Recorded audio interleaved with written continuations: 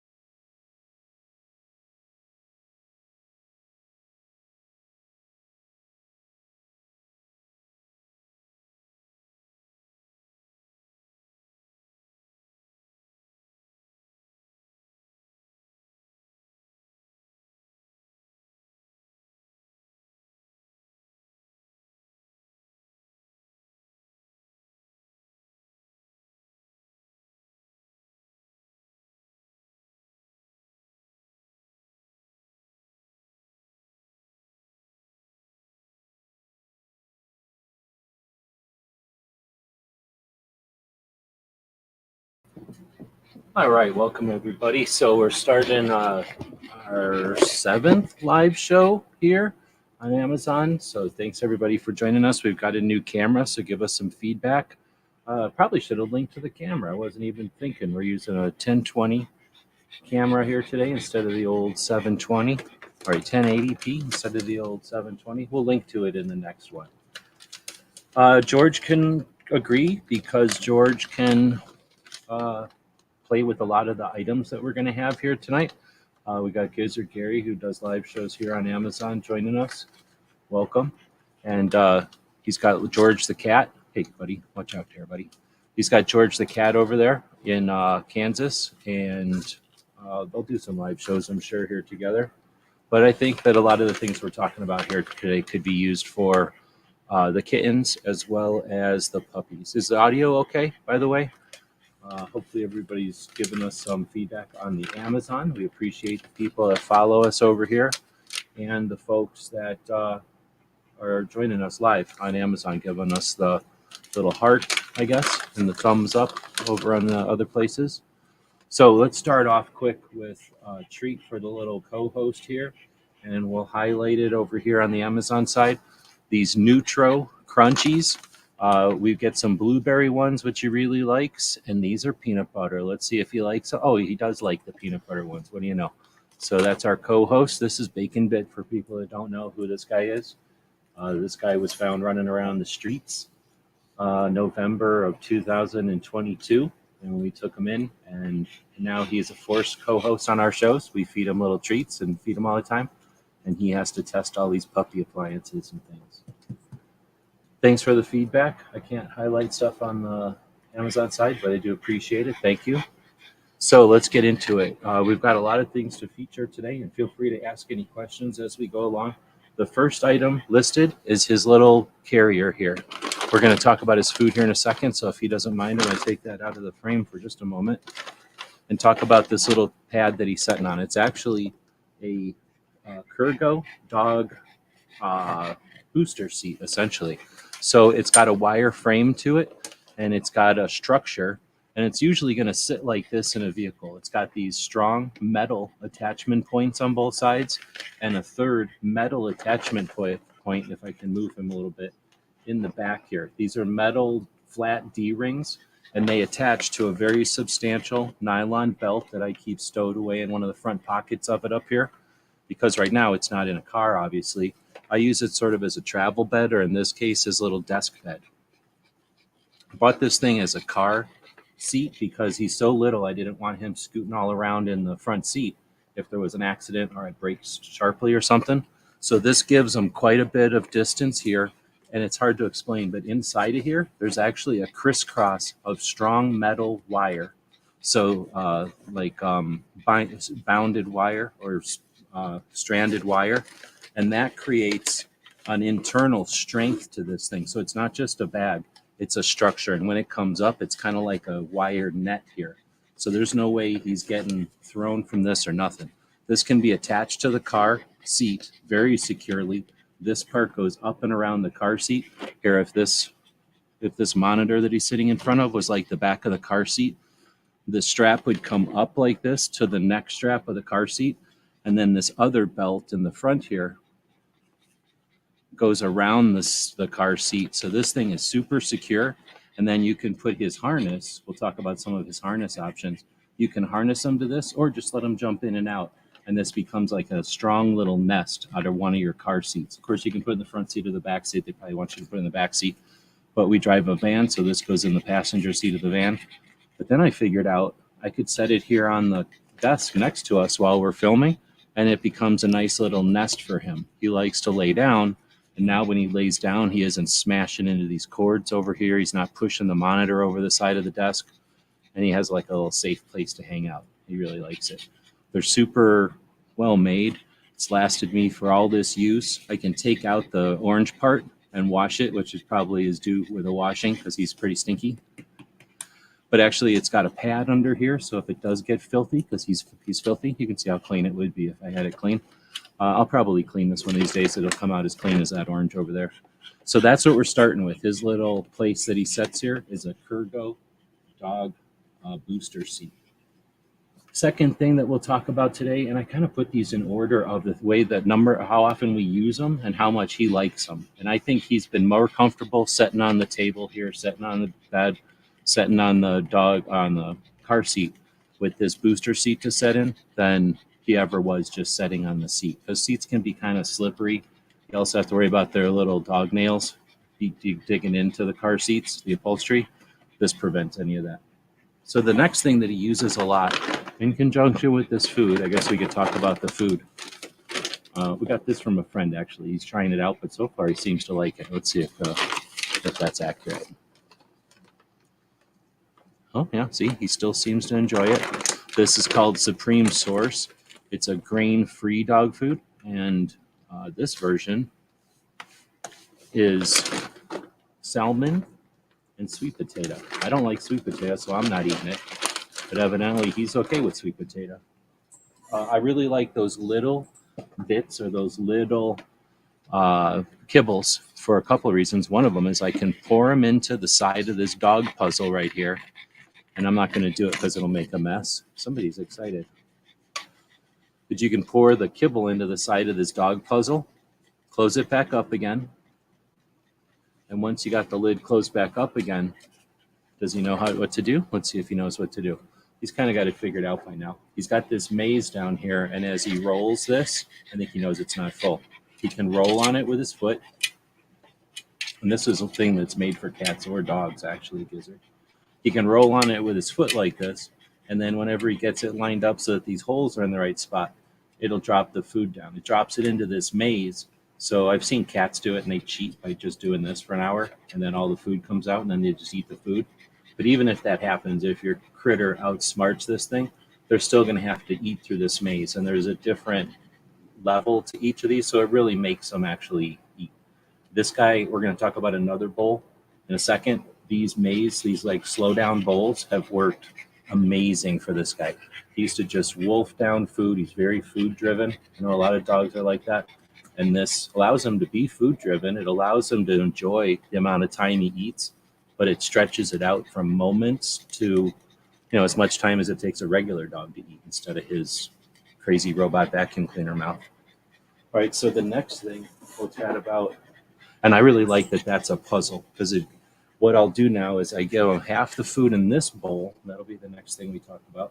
Half the food in this bowl. And one, it makes the food, it takes it longer for him to eat it. But like, look, this is just a little bit of kibble. See, it just looks like more food. And I don't know if their eyes are bigger than their stomach or what, but you know, it makes them take some time. He likes licking. Licking is his second favorite hobby after pestering people. So it gives him all this opportunity to lick. Now there's a downside. He's going to become a superhuman able to lick. So he's going to be able to bother people with his licking a lot more. But that's not a worst side effect ever.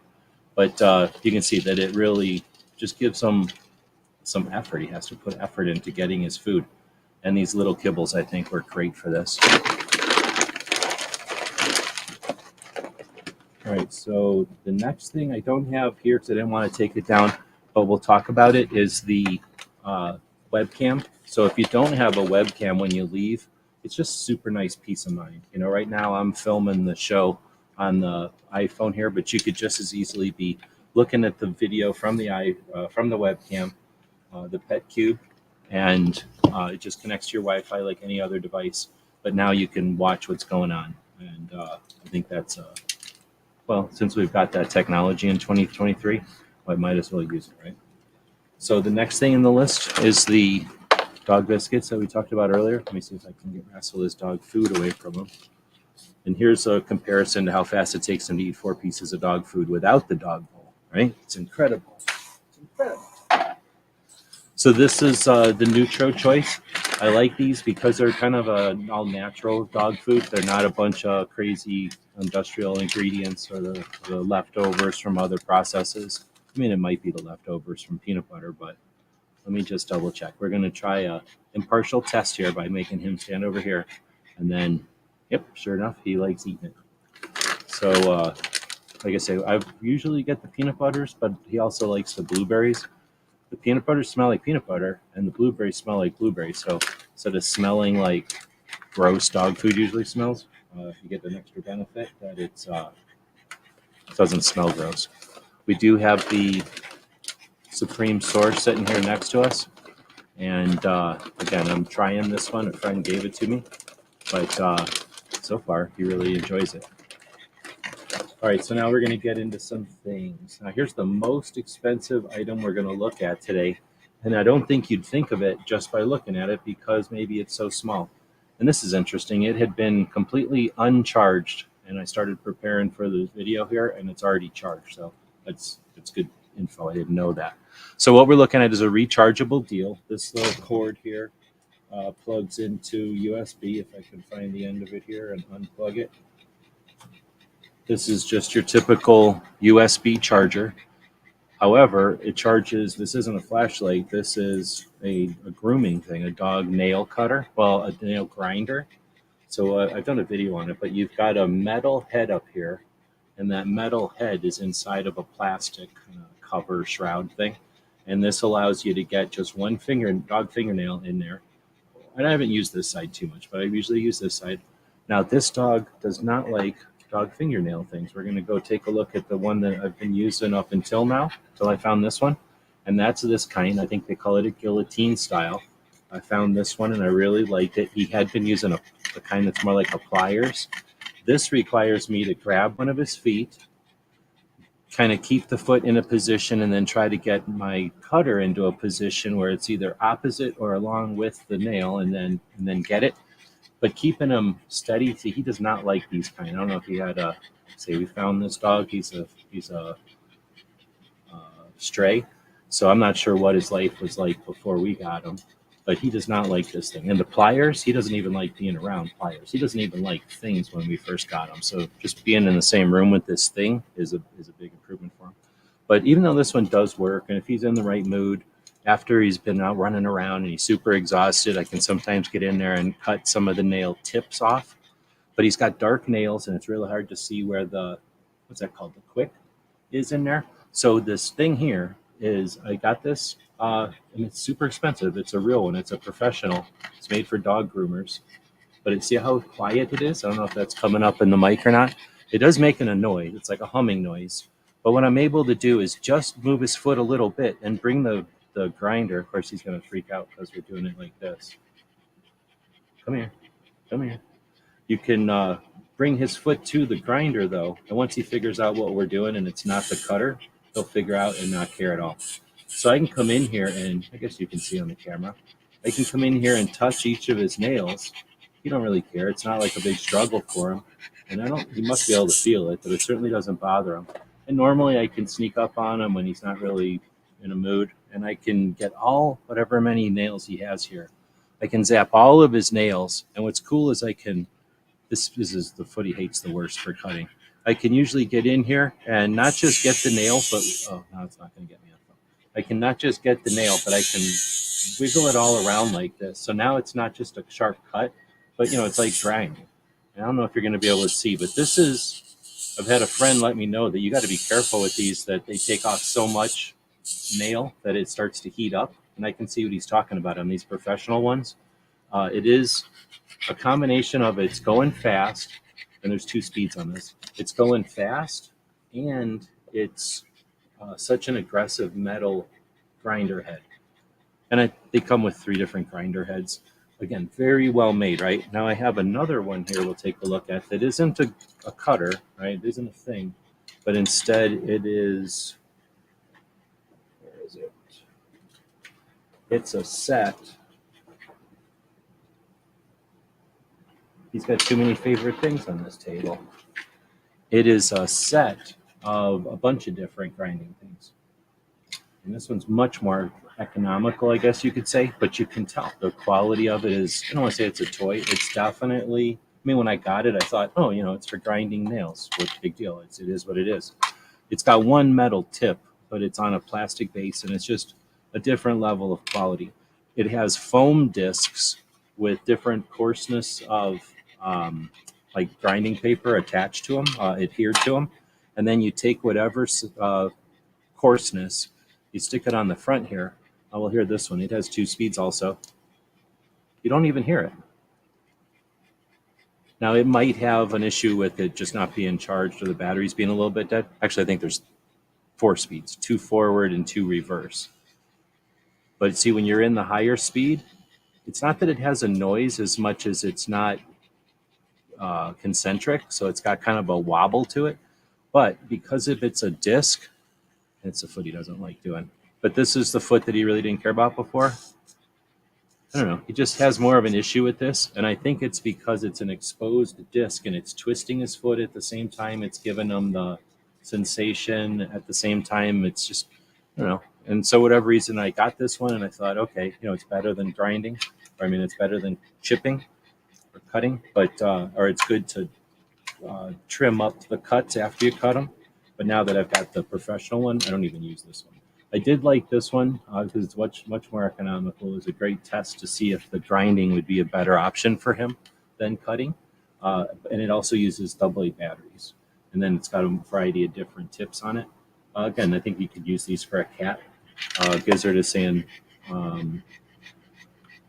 that I can just imagine how he'd love me trimming his claws. So in my cats in the day, I just used nail clippers, human nail clippers on the cat claws, and I never had any problem. I almost always had all my cats since they were little babies, though, so they just never knew life without having their nails clipped. So maybe I just never got accustomed to not having it done. Okay, so now let's see what we got next in the list. We talked about some nail clipping things, and for this little guy, it's something I've had to deal with. My other dogs have different issues completely, so we'll do another one of these shows with the other puppy's favorite picks because her options for cutting her nails are completely different. She will not let anything go near her nails, and she has nails that grow quite a bit. I may need to put this guy down. He might need to go down because he's just breathing too heavy. We're in Arizona and it's midday, so it might be a little bit too much for this guy. Let's try putting on his little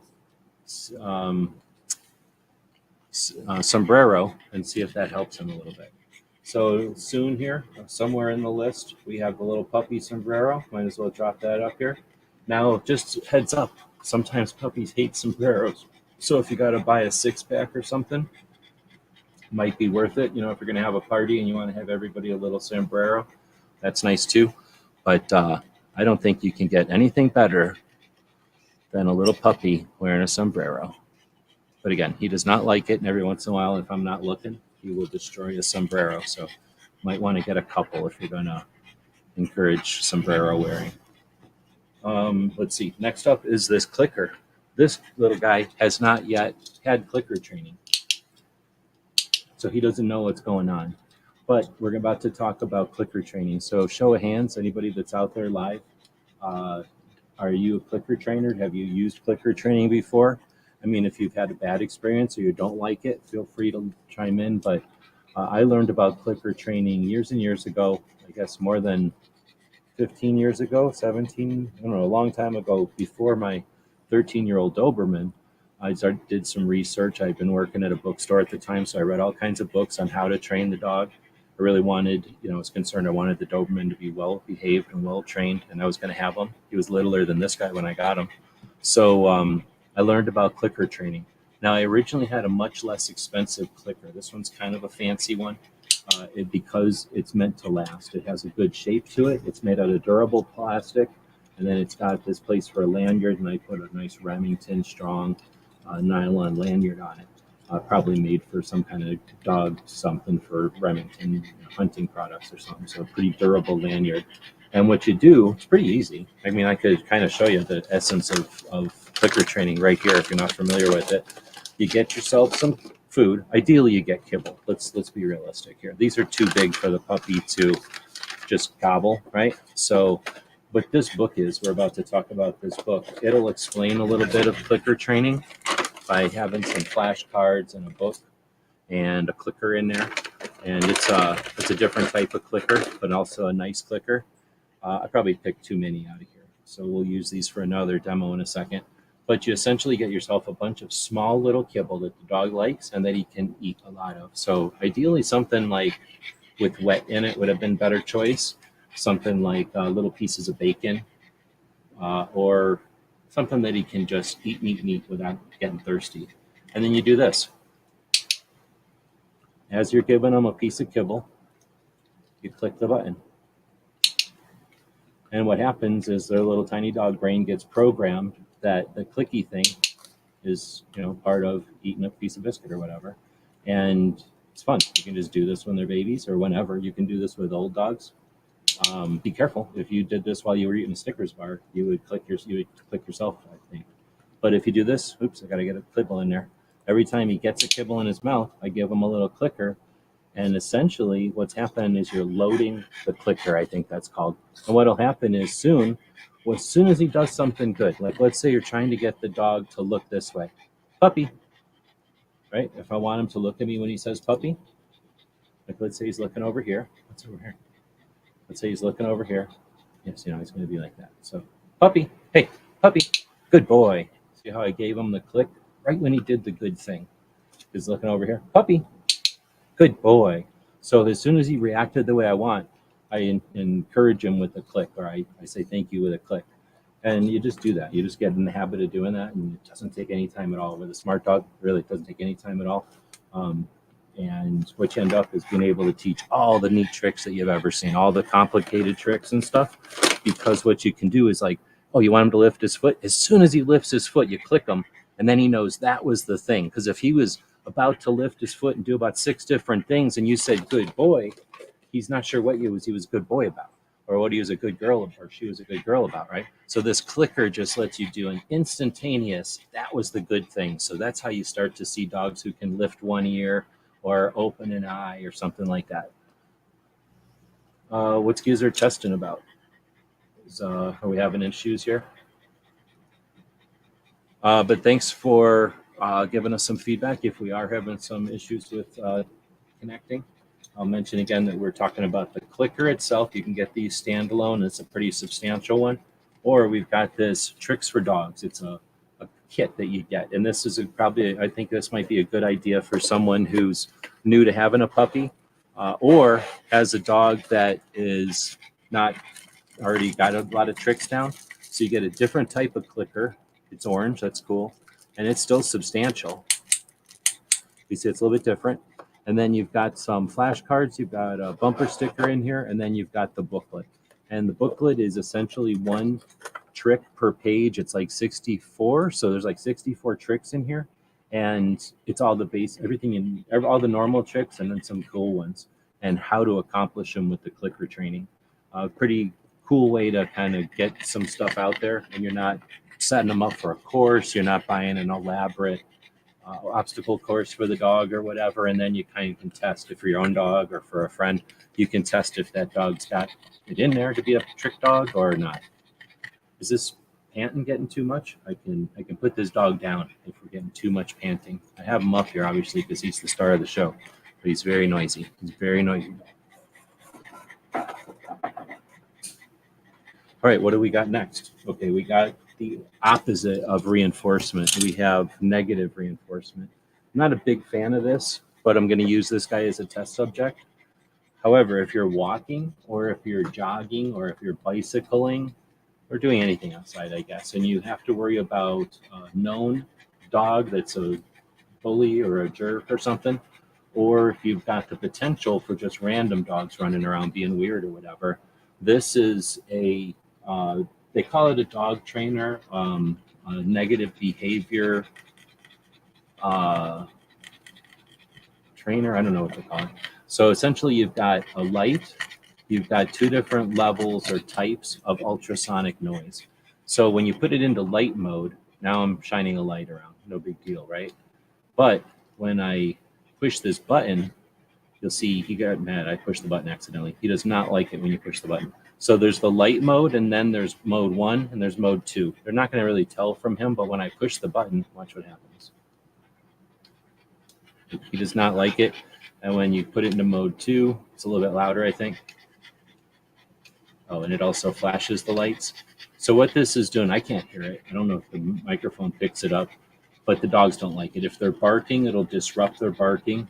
If they're aggressive, it's a distraction. I don't know if it'll stop a completely aggressive dog, but if there's just a dog yapping because it knows it's behind a fence and it likes to yap, this will give it that negative feedback that it doesn't hurt them. It's just annoying. I'm told it's equivalent of hearing your own voice in your headphones. It just makes it difficult to continue making whatever noise you're making. So if you're looking for a cruelty-free, effectively, there's no permanent damage. It's just annoying to the dog, but they don't like it. Like this dog does not like this thing. Like I mentioned, he does not like things, and this is probably one of the reasons, because this thing makes a weird noise that he doesn't like.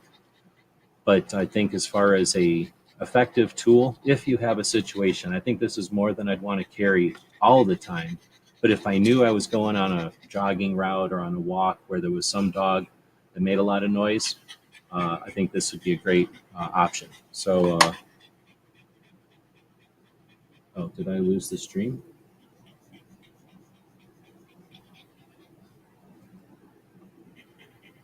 So let me know if we're still live on both sides.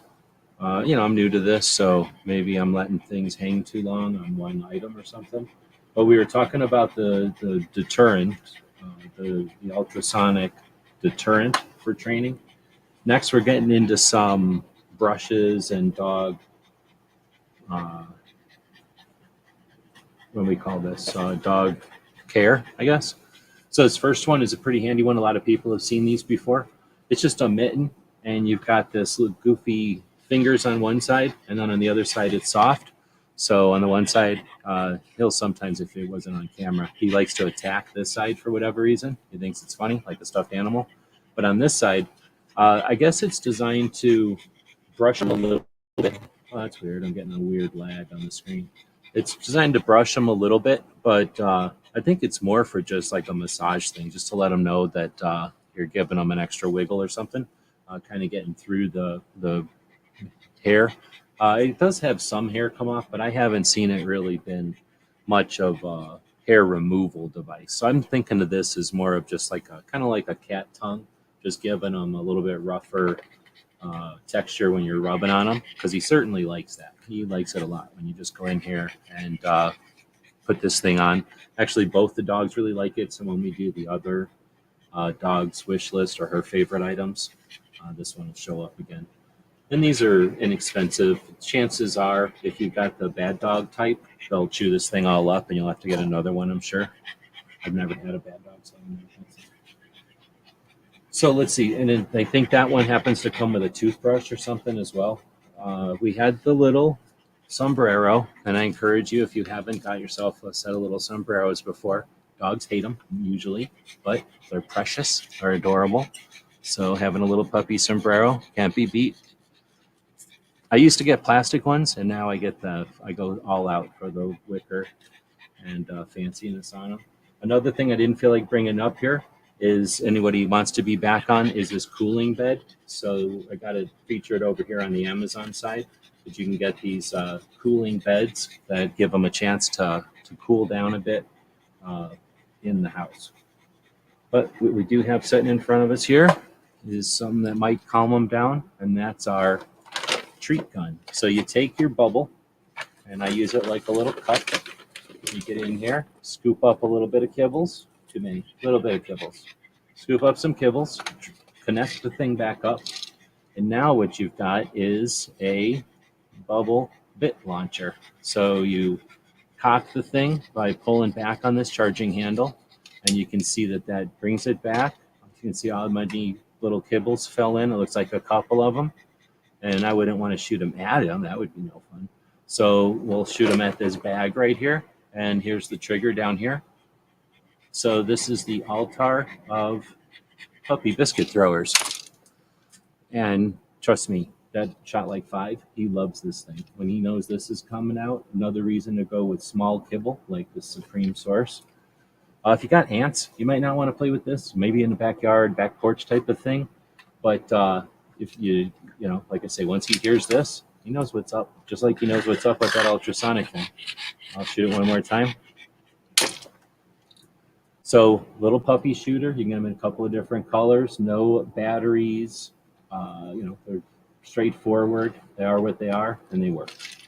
When you're done, pull back on the charging handle, go ahead and shoot it, and it just locks all the food, all the kibble into the little ball thing.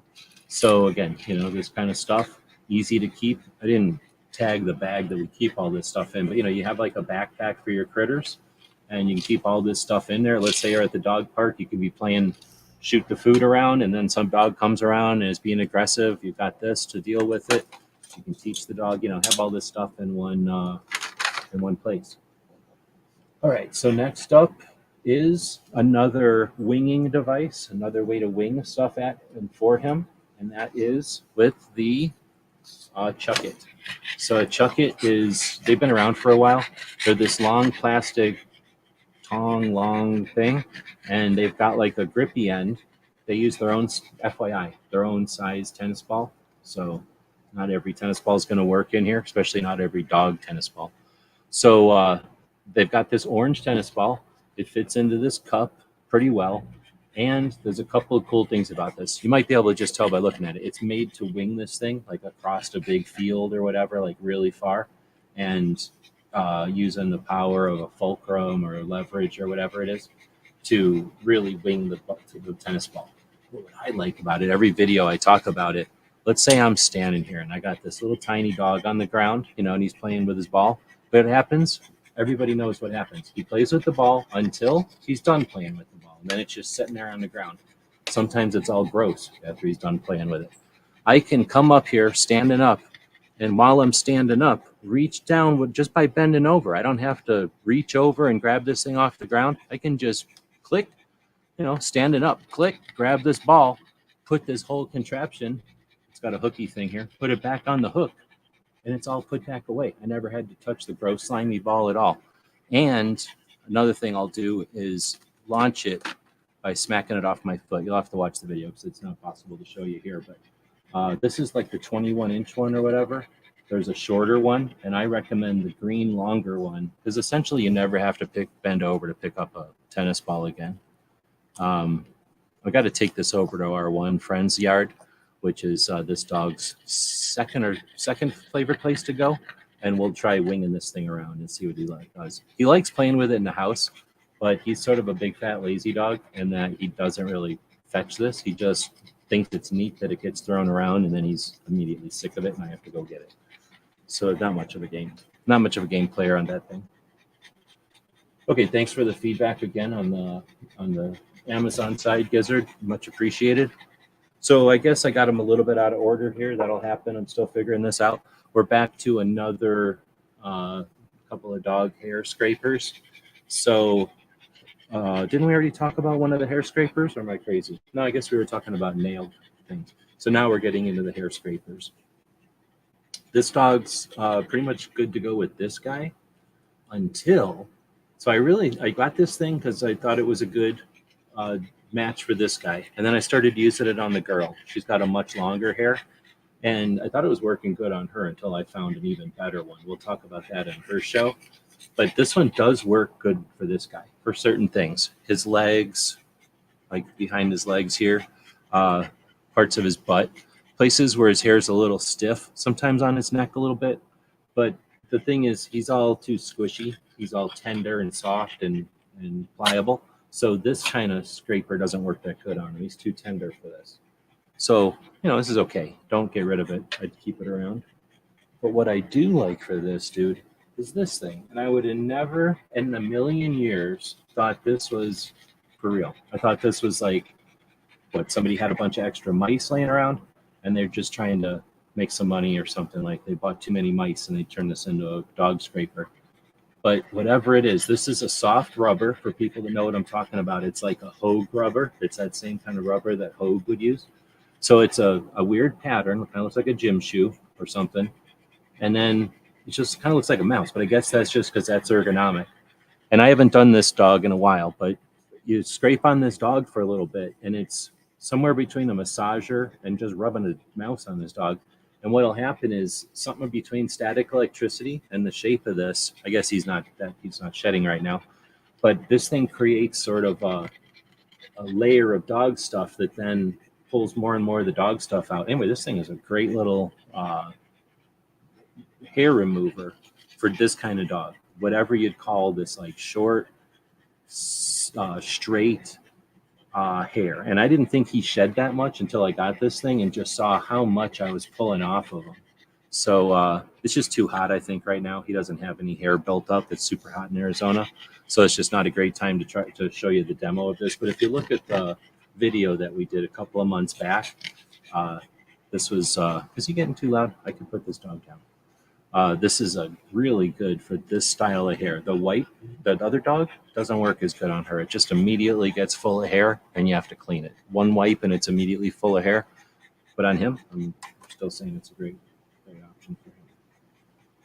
Okay, so that was our two hair things. Now we're going to start putting clothes on them because that'll really make them happy. So I guess we're not going to put clothes on them. There won't be any fashion show today, but we will show some of the things that this dog has, including his little tactical vest.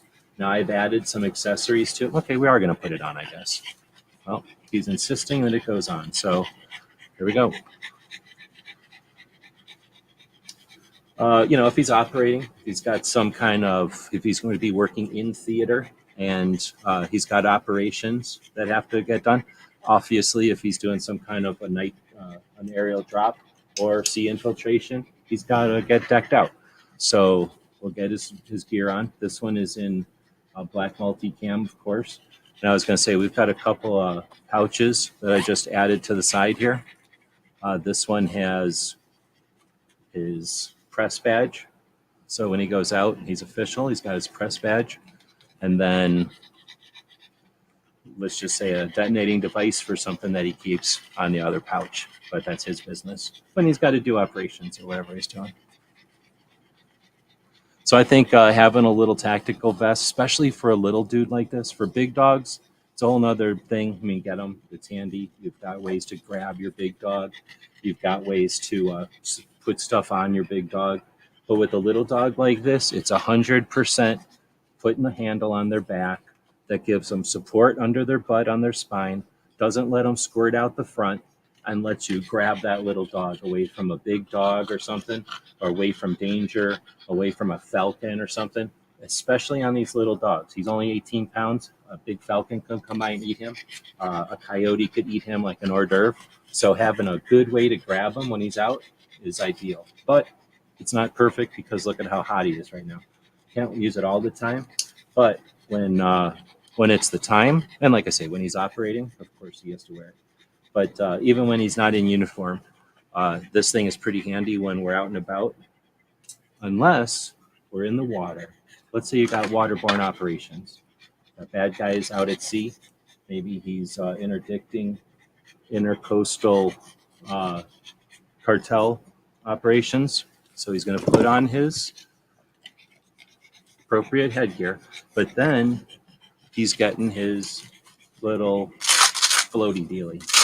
And again, little tiny dog like this, probably wearing some kind of machine gun, some kind of fighting knife. He's not going to have to just depend on his lungs for buoyancy. So we're going to want to give him some flotation assistance. So I like orange. He's got this little orange thing. He's kind of fat right now, so it's a little bit too big for him. But again, if you're going to be taking dogs out on jet skis, taking them out on the pontoon boats, launching them out of the submarines, then giving them some buoyancy, especially dogs that are full of muscle like this guy. I think he's breathing all right. You sure he's not breathing too much? Giving them some buoyancy is a good idea. All right, so let's say you're not going out on the water, and let's say you're not jumping out of a helicopter. You're just taking a night on the town. He's down for that. See, he's already said, night on the town, let's go. Let's push him back over here into his place. Well, then you go with a hoodie. Little hoodie like this one. I won't put it all the way on because I get the idea that he's getting hot already. But you get the idea. He puts on his hoodie. He's got a hood for it right away. He's got his little arms he can stick out. He's even got his little sweatshirt things back here so you can put his little bags for poop or whatever back there. They're super cool if you've got a little tiny dog, especially one that looks like a little tough guy like this guy. Getting him a little sweatshirt is awesome. There's lots of them out there. Get him whatever color he looks best in, or maybe even a couple of them. All right, getting close to the end here, and this one is just to bother Woods because he doesn't like this kind of stuff, is his little alligator costume. So I won't put this one on him because he's getting sick of the fashion show stuff. But if you've never had a little tiny animal walking around in a alligator costume, then you don't even know what it's like having a giant lizard in your house. So essentially, if you're too cheap to get a giant lizard and you've already got a little animal like this, then I would suggest getting them a little alligator costume and having them walk around. And most people can't tell the difference between an alligator costume and a dinosaur costume. So it's kind of win-win. Something else he will not like right now because it's so hot out. And it seems like he's getting upset.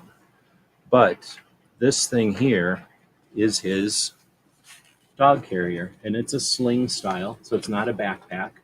And you put him in here, and he's got a netted area in the front here, so it's not super warm. And he can look around, and then he can poke his little head out.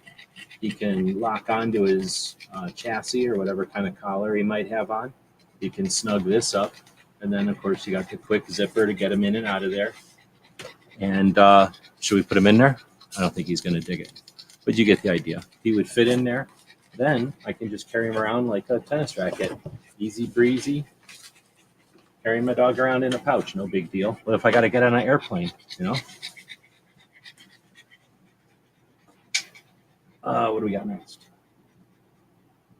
This little guy. So let's say that he's filthy animal and he's just done something horrible to your chair or something, and he's gotten hair all over the place. This little thing. Have you ever used one of these things? So especially with this kind of hair, the other dog has a long wispy hair that gets everywhere, and it's essentially like a cling wrap. It gets on stuff and it sticks. This guy's hairs are little, and they're just as interested in jumping over to the next thing as they are being on whatever they're on. They're not really magnetic. So this thing here is just a piece of plastic, and I guess it's ergonomic, or maybe it's designed to, I don't know what it's really designed this way for. They make about 3 different shapes of it, though, and it's got different, what do you call them, like different levels of, what do you call this, like ridge, I guess? Different, like, teeth, number of teeth. I don't know if that's showing up good, but there's like a coarse one, a medium, a very fine, and then this one's just smooth. So it's like different edges, sort of like if it was a grout thing or something. So what you do is I thought it was for this guy. So for a long time, I was just scraping the dogs with it, and it kind of works. But then I figured out it's for like car seats or it's like for couches and stuff. So if you've got anything that's fabric or upholstery, this thing just pulls this kind of dog hair off. Like dachshunds would be the same kind of hair. A lot of terriers, I think, have this kind of short hair. And this thing just works like really good. And it's scraping the hair right off of fabric. Not for much so for clothing, but for like upholstery and vehicle seats and things like that. I had no idea, and I was just playing with it one day, and I was like, "Wow, it's like magic." I'm putting him down. He's getting put down. We're getting put down here too much for the show anymore. So the next couple of things we've got are if you're ever out driving around with them, if you're ever putting together a bag that you take with, maybe you leave this in the car. This is a book called Help, The Quick Guide to Dog First Aid. Right, The Quick Guide to First Aid for Your Dog. And it's written by veterinary doctor Michelle Bamberger. And my only complaint at all about this book is it's a little big, I think. I think it would be cooler if it was like a little bit smaller form factor so it would fit in a cargo pocket or like a pouch of a bag or something. This is a little big. But if you're making any kind of first aid pack or kit for your dog, let me know if we should do a first aid kit for your dog series. We could do that over here on Amazon as well. I do believe it's worth prepping yourself. Hold on.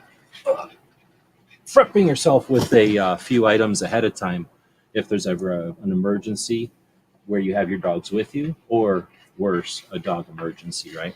And let me know what the camera's like. I am using a new camera setup today. I've had nothing but complaints about the other camera, so looking for some feedback on the very expensive new camera that I'm using.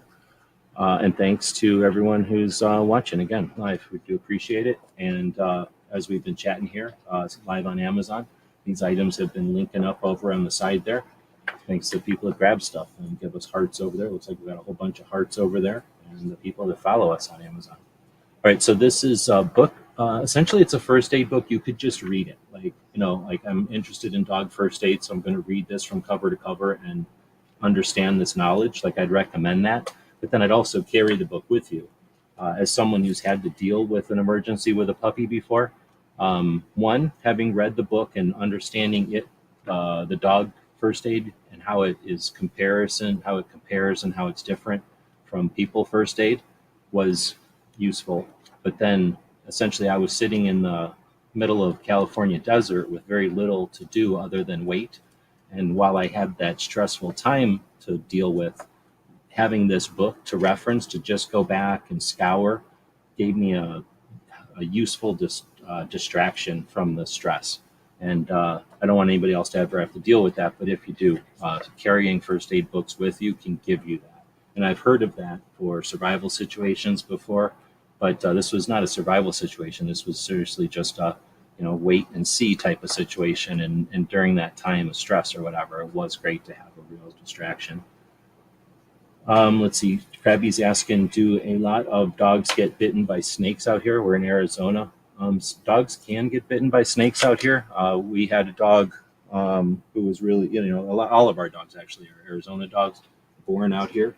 So we had a dog that was, let's say, just ballsy, I guess, or stupid. And that dog essentially stepped on a rattler. We were out so early in the morning that the rattlesnake woke up when the dog stepped on him, and then the dog was barking at it before it started rattling, and then the dog had no idea what the rattle was. And that's when we knew that dog needed to be shot. But at least with that dog, it was just us saying no. And it knew enough to know, okay, if we're saying no, then that's a bad thing. And it never bothered rattlesnakes again. But what they'll do for this kind of dog who's little and dumb and inexperienced with snakes is they'll put a rubber snake on the ground. They'll put a shock collar on the dog, and then they'll hold a rattle. And then when the dog looks at the snake, they'll shake the rattle and zap their collar. Essentially, sometimes they do other things, but that's usually what they'll do. And then sometimes they do that a couple of times. And after that, when a dog hears a rattlesnake rattle, they get out of Dodge. They don't like anything about it.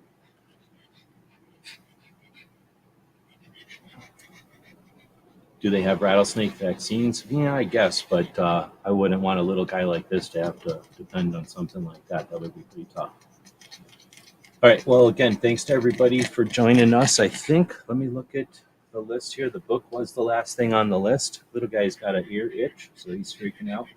Some of the stuff we talked about with the puppy today was the quick help book. Again, I think these are super nice to have with you.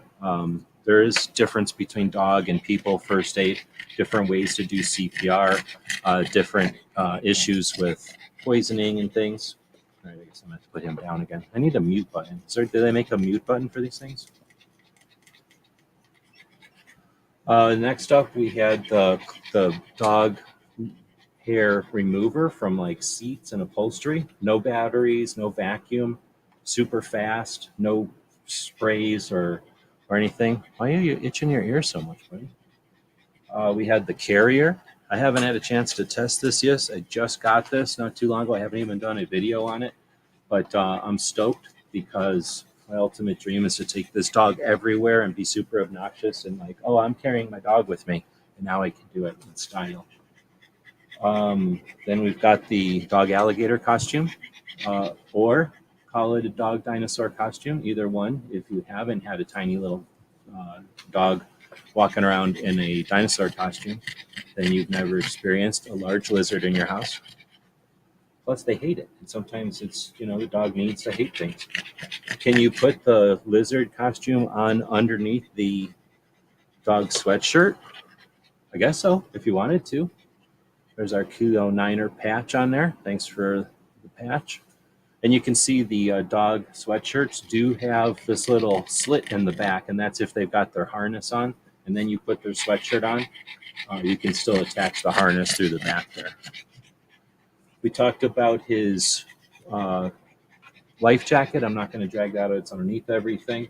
We talked about his tactical harness. We got that over here and how useful those are when you're going to lift them up out of danger or get him up into the vehicle. Maybe he's running next to the vehicle, like you're getting out of Dodge and this dude's running next to the vehicle after setting off a shape charge. You can just grab him by that thing on the back and get him up into the Humvee and get out of there. We got that mouse-shaped cleaner for him. Look at how much it helps him in his face. Actually, it's not for his face. I wouldn't recommend using this on his face. He doesn't really like it, and it's not for that. But it is for his body, and it works pretty good on his body. I'll have to recommend you to watch the video. I don't know if I should watch the videos during this. It's already an hour long, so that's probably too much to ask. We had a couple of the different combers. I'll quit talking about them. We had the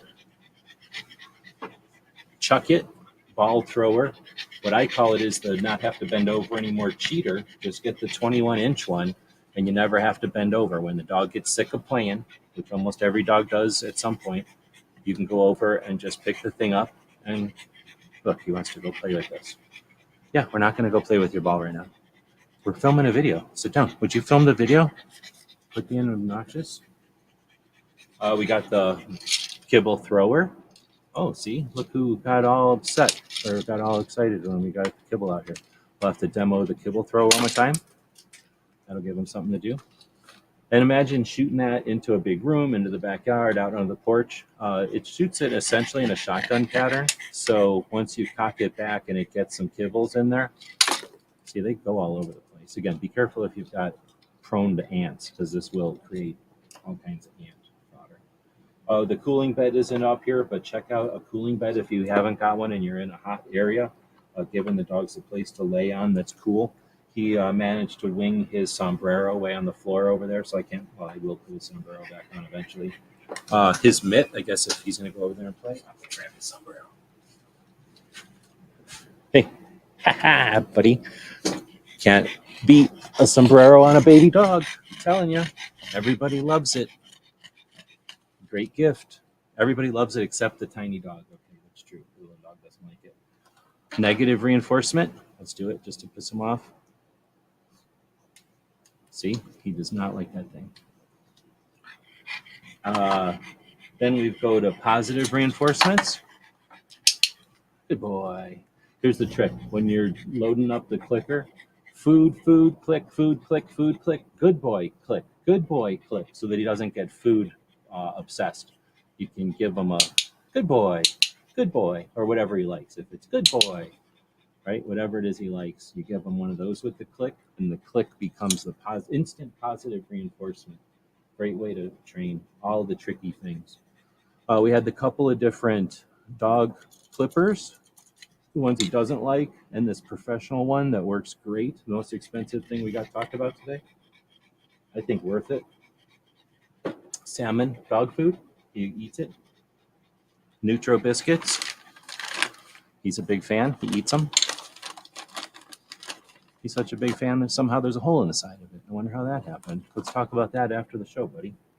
And then the Pet Cube Cam. If you want to watch your dogs when you're not at home, the Nanny Cam camera.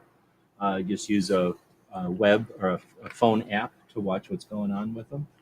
And then, hands down, the most useful things we'll talk about, at least in my opinion, are this food bowl. If you've got a dog that eats fast, something like this one, there's different patterns and stuff. This one for me worked, and it's one I have, but it works great. It makes, because his nose is too big to get in here, it makes him slow down a lot. And then his game thing, whatever you want to call this thing. I've heard it called a puzzle, and I've heard it called a slow eater game, but essentially you load it up on the side here, you put the small kibble in there, and then the dog or cat has to fiddle with it in order for it to even drop out, and then when it drops out, they still got to slow down to eat it. I can put a quarter of his food or half of his food in here, sometimes 2/3 of it, half of it, and then the rest of it into here, and he'll eat this about halfway, get sick of it, go play with this thing for a while, come back and eat it. And again, if you just put food down, he can eat it faster than any other food. He can eat it faster than a vacuum cleaner. He can eat it and suck it up. And then the last thing we're talking about, we started with, is his booster seat in the car. Makes him safer in the car. We use it when we travel. I set it here on the desk. He likes it. It's his little nest. And when we travel, it's his little doggy bed. They're super nice. They're super rugged. Can't recommend them enough. So that's all of his favorite things. He's a little boy, but he likes a lot of things, and he wanted to share them with everybody on the hottest day of the year, it sounds like. So thanks, everybody, for joining us. We'll end the, the Amazon side. Thanks again for the hearts that people have grabbed, for giving us over there, and anything you might grab from the links. We do appreciate it. And please follow our channel over there on the Amazon. We do these lives on the regular. Some of our friends over here are doing them as well, so check out the places that we check out on Amazon. And we'll end that one. And that gives us just the people over here on YouTube. We'll say hey to again. Mike White was out here. Let's see, who was the first one? Oh my goodness, I'm putting him down. You're getting put down, buddy. You're getting put down. It's embarrassing. I have to get another dog. This dog makes absolutely too much noise during live chat. Absolutely too much. You're going to sit down and you're going to quit making the noises, buddy. All right, I had to talk with him. Maybe I'll quit doing the noises. We might get a new dog, one that doesn't make as many noises. That's a little bit more quiet for these live chats. It's all about the production value. If we get any bad ratings on that dog, we're getting rid of it. Let's see. So Mike White was the first one out here. Good afternoon. Gizzard, I think we have made it official. Whenever George and this dude get to meet up, I believe they'll be instant friends because my dog does not care at all about cats at all. Thinking about my boat as much as he likes treats.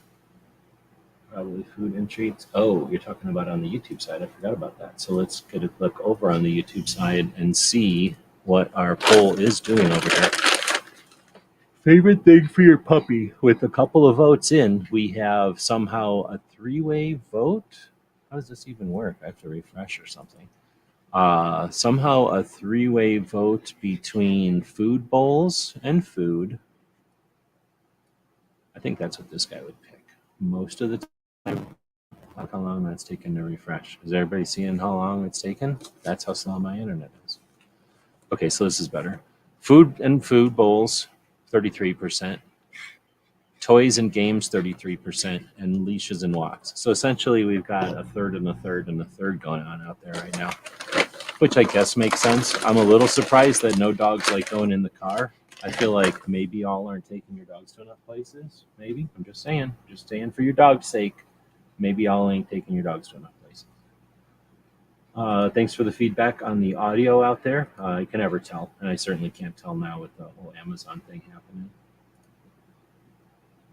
Oh, salmon and potato. He's allergic. Oh, I see. You feed him the salmon. Good. I hate chicken, so I don't like that he's allergic, but I'm always a fan of people not feeding people chicken.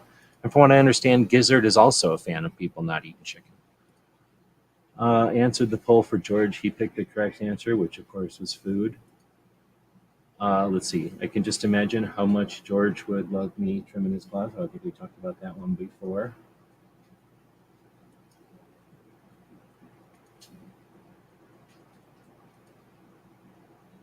All right, I'm going to refresh my other side here and see how it's doing. Okay, good. My pick on the poll was travel, but I think food and treats. Oh, we cut the nails all at one time. We cut the cat nails at work all of the time. Wait a minute. You mean they had a cat at your work? Oh, you're saying that the dog doesn't like travel, or the cat doesn't like travel. Now I get you. Doesn't need to go for walks. Oh, he's not that interested in toys. Okay. Have you tried the stuff where it's like something sitting here, but it like waves a feather around, or like it's a ball that freaks out randomly, or something like the electronic things that are random?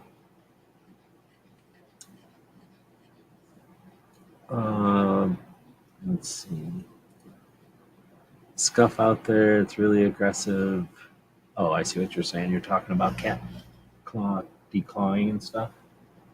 I don't even want to know what it is here. In a month or so, I'll worry about the temperature again. It's just horrible right now. All of a sudden, it wouldn't let me post. Yeah, I think what happens is I have to have this on all the time. The iPhone has to be on, and it's hot. Like, holy shit, is this thing hot? Actually, no, I don't. I have a regular human thermometer, but if I zapped a thermometer at this, I mean, it's too hot to even hold on to. I don't know how people have iPhones. This thing is super, super, super hot. And what happens is it'll sit here and kind of go black, like go dark, and then I'll hit it, and I'm not used to it, and now it disappears, and then I open the app again, and I don't know if that closes the app and opens it on an Apple or what's going on, but that keeps happening throughout the show, and I'll notice and click it again. But if I talk for too long and don't keep touching the iPhone, then it'll go black like that, and I got to touch it, and I don't know if that disrupts the signal or not. But man, is this thing hot. Holy moly, that's why the dog was complaining. Very good. Thanks for the feedback. Even while it's running, it's tough to keep track of where it's at, so I appreciate the feedback while we're live there. Thought I had a wrench here. Where do I have that open?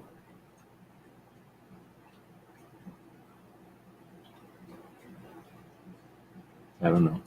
Maybe I might have used a different channel or something. Thanks for being a mod, though. He has what for Shorty? I forgot where we were at in the thing at that point. Oh, the biscuit thrower, maybe?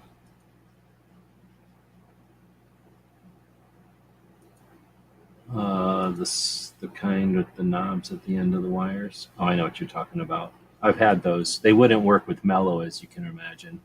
And with him, they probably work good.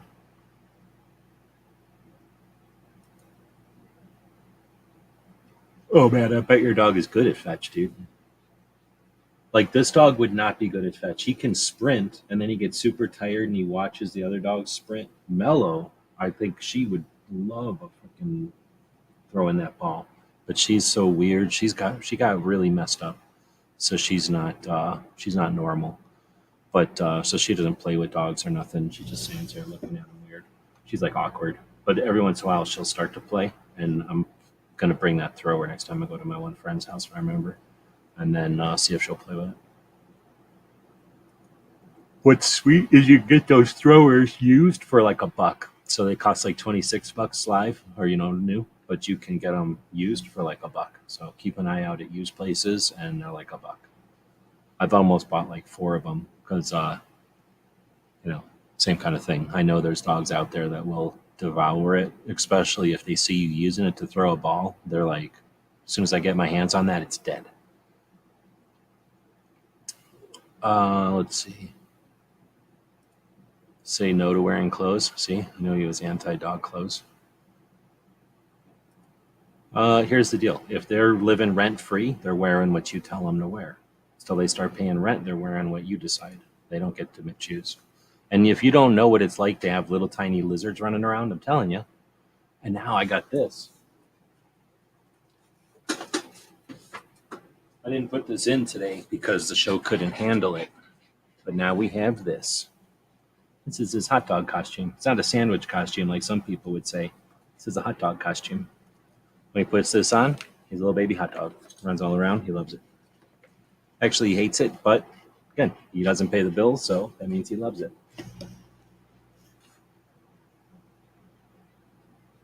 I think a video for a pet first aid. Yeah, I think I will do something like that. Thanks for the feedback on that one. Oh, we learned about dog CPR at work. Yeah, I bet. Probably have to worry about it there too, way more often than a regular person.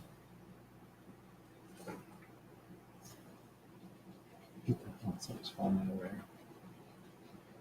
away. You can cut to the front of the lines when you carry your dog around. Oh, I didn't realize.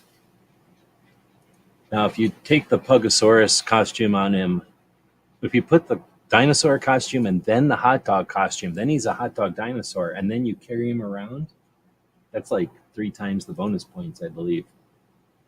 I think you just get things for free at that point. You could just essentially walk up to anywhere there's a girl working and go, I've got a pug in a bag who's wearing a hot dog costume. Let's trade. And they will go, okay. And then they get to play with the dog. You just make whatever sandwich or ice cream or whatever it is store you're at. And then you just walk away, and then they're happy they got to play with the dog, and you got some free ice cream or whatever it was. I think that's the hack right there. Oh, snap. I forgot it's Free Patch Friday. Yeah. Got to remember that. All right. Well, now I'm yawning. I got a dog who feels like he deserves a swim. So he might go out for a little bit of a dip and get himself a little swim. I wanted to get a dog bath set up down in the basement. It's on the fence. I've got a thing from my mom's got a thing, really, that you put this gizmo over your any kind of faucet. It's like got this weird thing that you put on any faucet, and then it's a hose, and then essentially any kind of place that there's a faucet next to can be a dog thing. So like any sink or any bathtub or any wash thing. But the kind where it's like a really big sink and it's a little bit lower than a regular sink. So it's not a mop bucket on the floor, but it's like a really big sink at like your knees or something. I could see that, especially if you have big dogs, so that the dog could, essentially get in and out of it almost. And you don't have to bring the dog all the way up to the fucking, counter to work on it. That little tiny dog, I would not even care, right? Like, that's weird. This thing is so hot, it's trying to go live on Amazon again. I think it's just because the phone is so hot.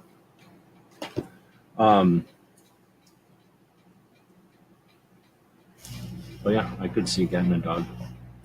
Okay. I know people that I thought had them. I'm like, oh, do you got a dog thing? Can I wash my dog in there? And they're like, that's not a dog thing. That's not a dog. Wash basin. I'm like, all right. Like my dog would ruin it if I wash my dog in there.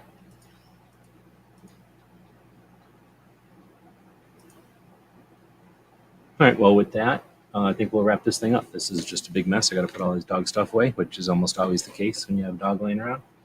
Sounds like, say, he needs to go outside and get a little dip, since essentially he brought in all this Amazon money. He might deserve it. So we'll go take care of that. We'll go put that dog down into a little swimming pool. Can't give you. I can't. I used to be able to pull my camera off. This new camera, can't pull it off of the mount the way I used to. Wait a minute. No, I can't. I can pull it off, but the cords are all goofy. I can't. Once I pulled it off, it would just be tethered to where it's at. All right, well, so with that being said, we're going to wrap this thing up with a commercial for the Gear website store. It is Free Patch Friday. We will throw a thank you up to our Patreons that, well, they make our two-way stuff possible. They make it possible to spend time on the big channel. But the people that buy stuff over on Amazon are making it possible to put up this kind of stuff. So we'll put the Patreon thing up there to say thanks for them for what they do. And we'll throw up a link to our Gear website store, which is a great way if you want to help us do what we're doing, to grab something over there, get something in return.